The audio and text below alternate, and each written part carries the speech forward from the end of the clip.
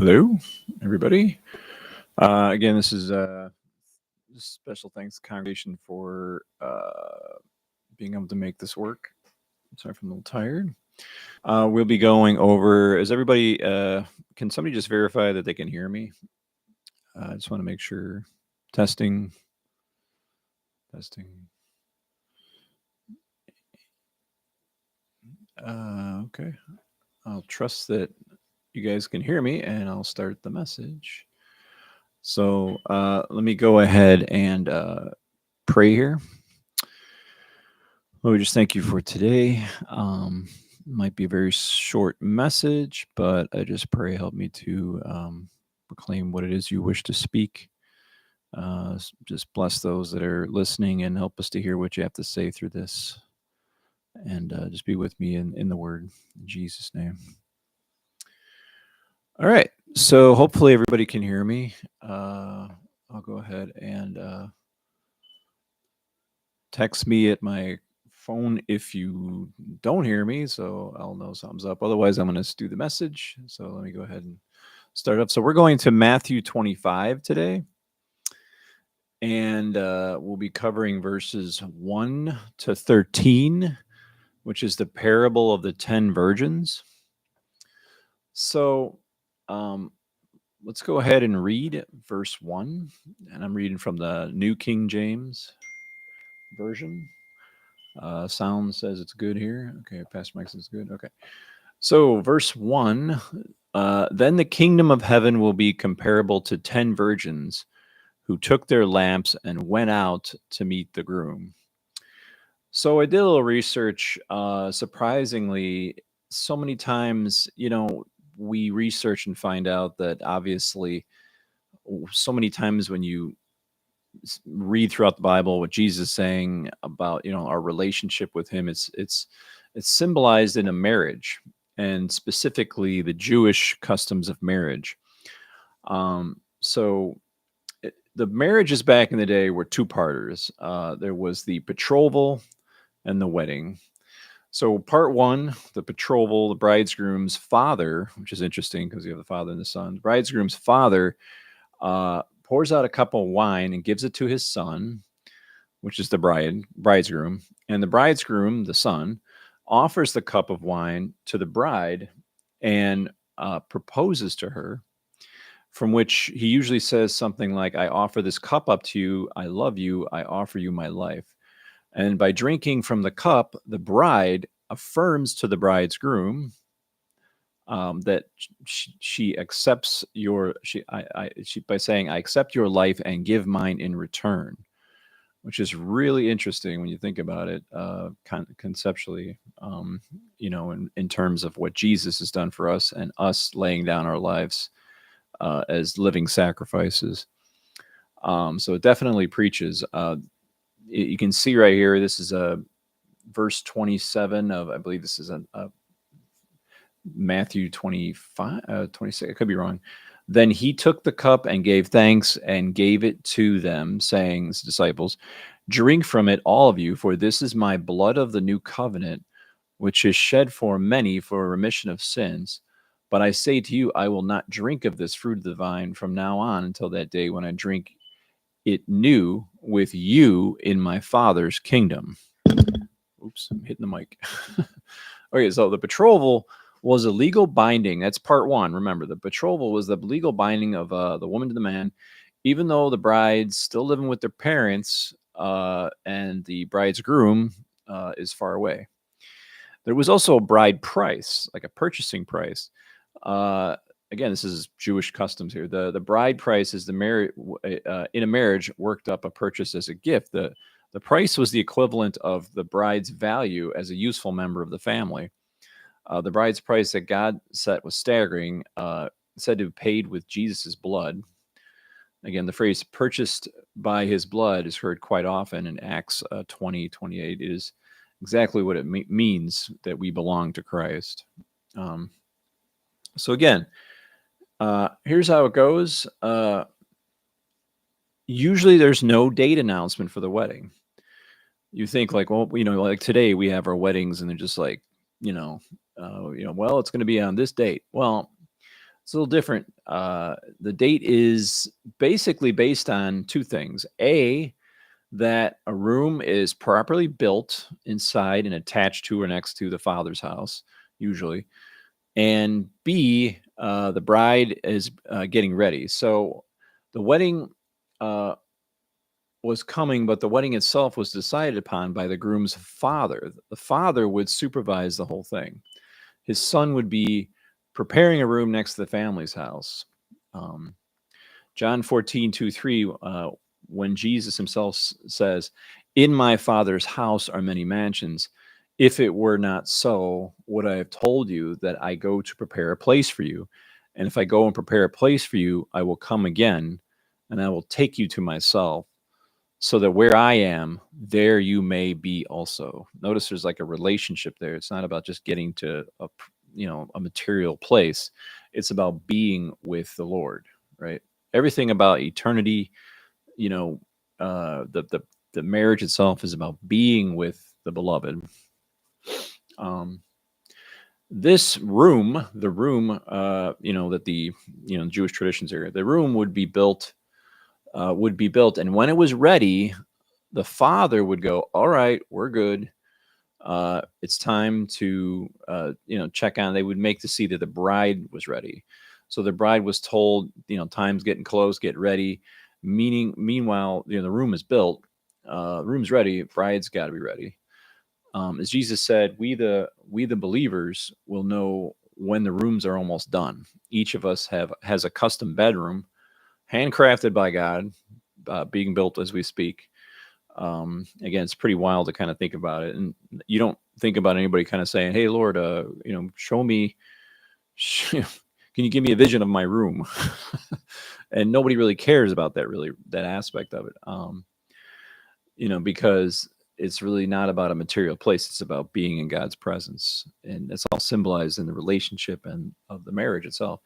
The groom would send a friend to do the announcement that time has come. And in Jesus' case, one of the examples here is John the Baptist, who Jesus declared a friend. He is the friend that goes out and declares, get ready, make the path straight.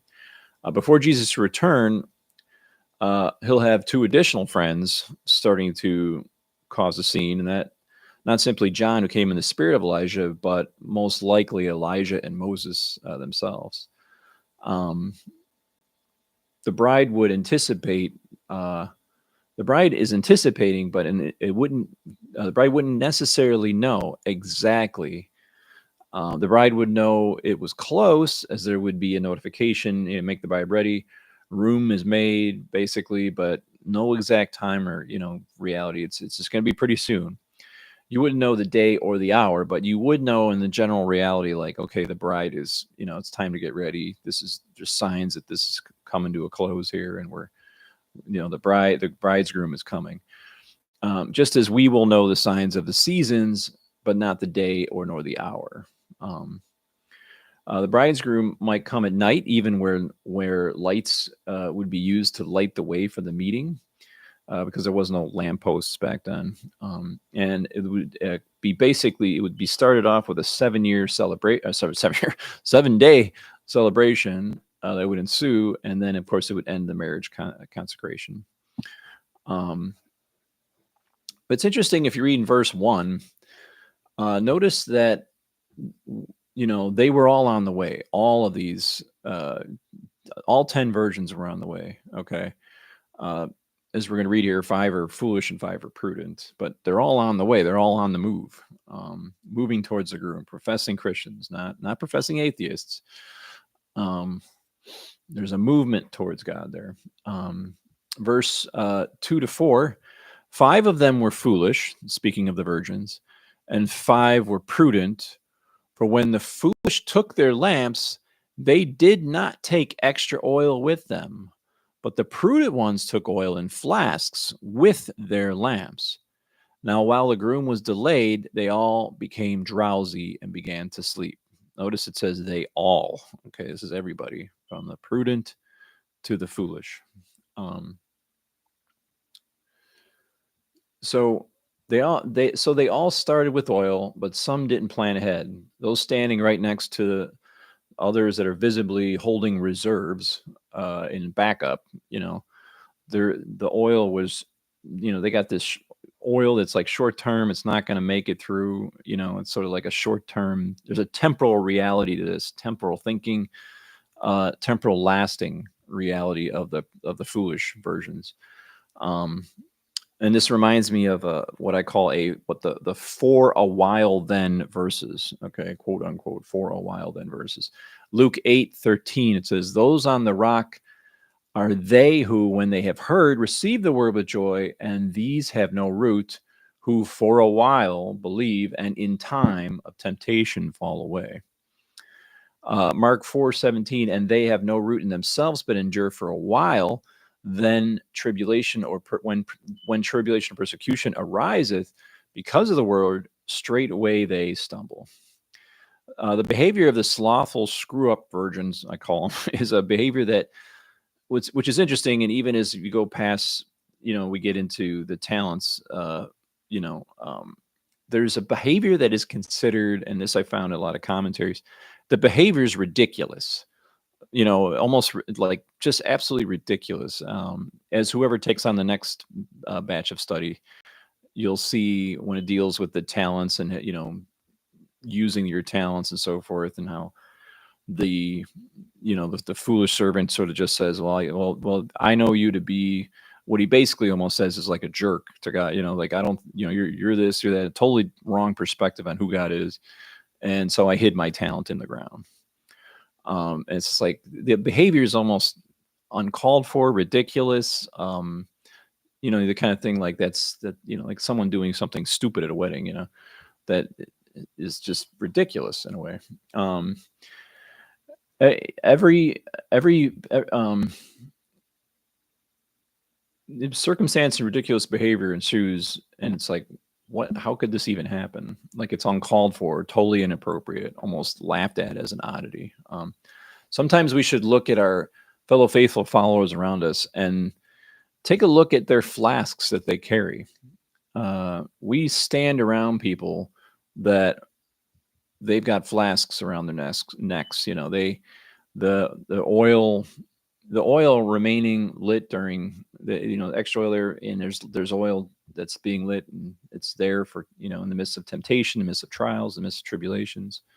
Imagine driving with a buddy on a road trip, and he's like, we're going from Chicago to Colorado, two cars side by side, we're going to need, say, 400 gallons of gas. What's the tank say? He said, and you're like, it's full 100 gallons.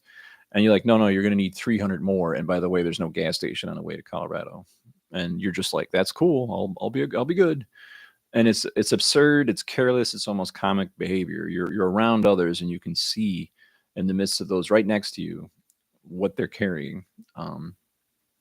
Verse 5 says, "Now while the groom was delayed, they all became drowsy and began to sleep." Again, notice they're all sleeping. Was the sleep from laziness? Well, it's, again, as I was studying this, a lot of commentators are like, don't get too crazy in the details of this. Just understand the general reality of what is the lesson of this parables. Again, don't get anything like how many, there's five, there's a total of like 10 virgins. Was there 10? What's the symbolism of 10, 5 and 5? Now, I'm sure there might be a reason for that, but it's one of those things that, like, you can get just caught up in the details instead of just understanding what is the message of the lesson to be learned from this parable. A very simple message. And that's one thing I was learning as I was studying, was like, these parables were meant to be simplistic messages, not sort of like Sudoku puzzles that you got to solve, where you got to like find out what's lining up here and all that stuff. So just keep it simple, because as you're going to read, there's an explanation for what this all means, very simply, and the lesson to be learned. So again, it was, in this case, it was around, I wouldn't say that it was, they slept, obviously, so it might have been late, 10 o'clock at night. There's a common thing that I was reading through commentators, that in Jewish weddings, it's almost a funny thing to go and try to see if they can find the bride sleeping or whatever, or the party sleeping because they're waiting around. um, it's just I don't know if it's just like a funny thing for them to do, like to catch them sleeping, basically. But at any time, it could be midnight, could be 10 o'clock, anytime. Point is to be ready here. Verse 6 says, "But at midnight," again, this is pretty late, the least expected hour to start a wedding. Uh, but at midnight, there finally was a shout. Behold the groom, come out to meet him. Talk about a surprise being midnight. So yeah, it's one thing I also find interesting is like the timing of it all. Nighttime we always find ourselves to be in the most weakness is when the enemy's kind of sometimes hits us. Sometimes it's a good restful time, but sometimes the enemy will hit us hard. Um, so and then verse 7, it says, "Then all of those virgins got up and trimmed their lamps." So the lazy and the prudent jumped up together, and all of them were trimming away. You got to ask yourself, what does it mean to trim the lamps? We are in the 21st century here, and it's kind of like, what in the world? We don't do this. We got, like a light standing right next to me here. Just click it on. You would be trimming the wick, which drew the oil up from the storage reservoir at the bottom, so that the flame would be clean and bright. So again, just visibility now. Now everyone jumps up, and again, it's symbolically, here we go, loving God, prayerful, ready to meet the groom, and holiness and purity. Everybody's like, talking the talk all of a sudden. But again, it's not necessarily a reflection of what's going on the inside. Even near the end, professing Christians will see the closing season signs, final return, and they might light up something, but it could be a facade with lots of talk and so forth, and no real heart change. Verse 8 and 9.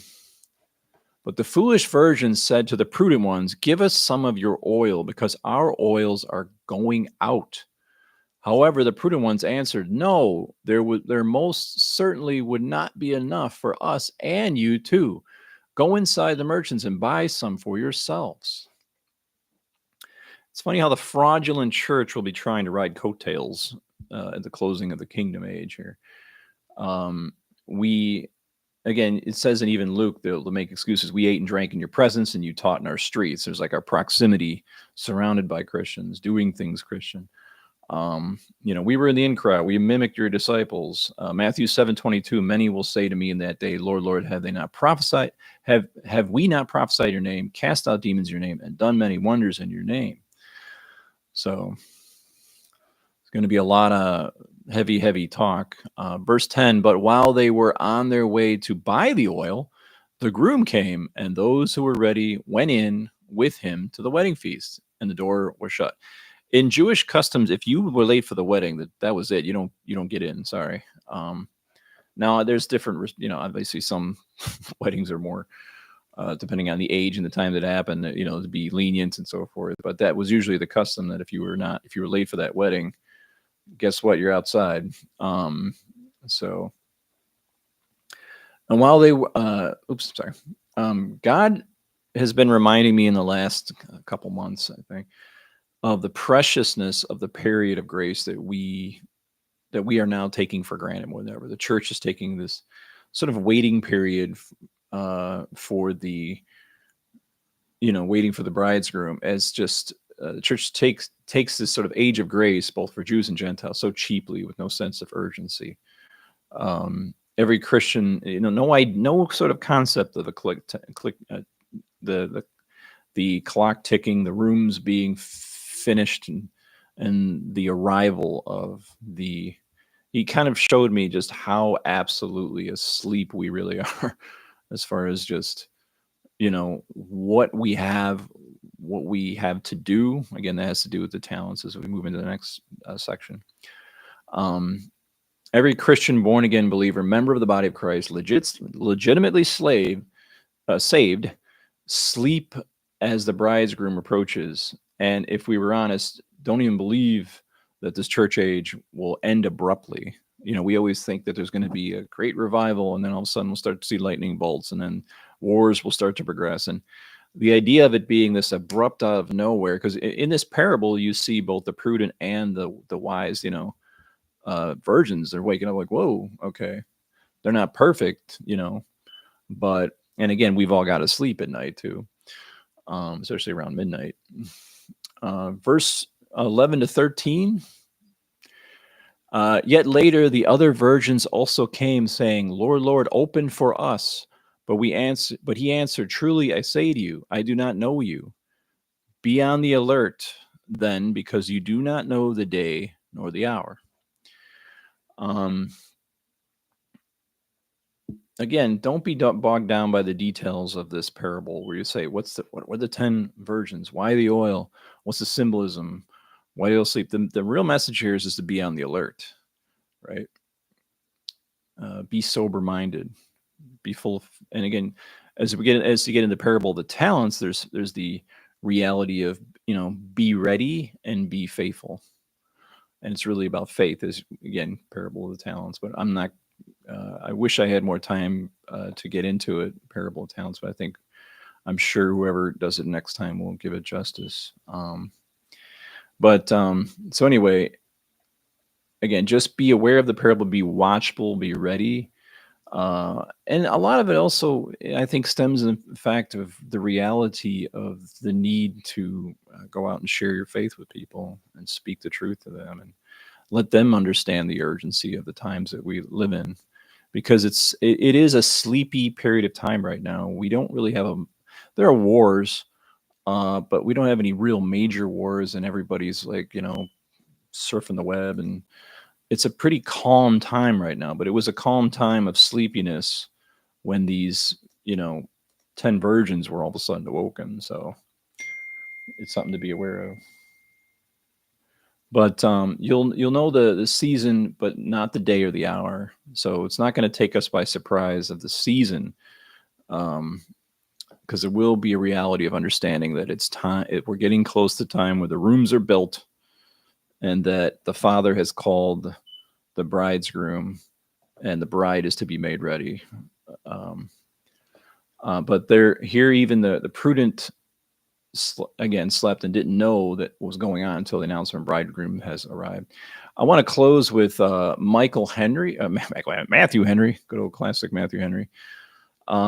He says the unexpected summons of death may alert the Christian. He's referring to the fact that this sort of call, the bridegroom being before us, will either be to be absent from the body is be present with the Lord, will be either within our death before he comes, or when he does come within our lifetime, if that is a reality. If the Lord tarries, then it'll be within our death that we see him.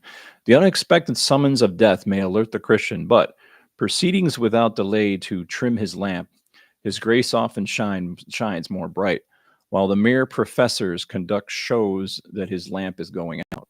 Watch therefore, attend to the business of your souls, be in the fear of the Lord all the day long. So it's an interesting reality. I just like, even just for closure, just so much so of what it is in context to marriage, of our not just this covenant, but the love relationship, the dedication, the holiness, the kind of set apart, the marriage of relationship and love. That's what we are involved with here. So and sometimes we just forget that. We just think of just things, and it's a literal marriage. So, and again, the absurdity behavior, and all of this again comes back to just your heart. And more than anything, if the readiness comes through the heart, it's through the inside. It's not a matter of material or sort of tactile filling up of a lamp. It's really a heart issue, which will drive all of these things. So I'll go ahead and just pray. Father God, just thank you for tonight. I know it's been a bit weird broadcasting from my apartment again, but I do pray that as the summer proceeds, or we get more messages out as I go in on Wednesdays. I just pray those that are listening, bless them, Lord. Help us to even tomorrow, reaccount who we are as the bride, and the real understanding of the relationship that we have, the sort of giving our life over, and as you gave your blood, and the price that was paid on the cross, that a real cherishing and appreciation and anticipation and ultimately readiness, just for us, Lord, in Jesus' name. All right, gang, I'm going to attempt to find the screen here that I broadcasted on. Hopefully, I'm still broadcasting. Oh, here we go. All right, I'll see you guys later.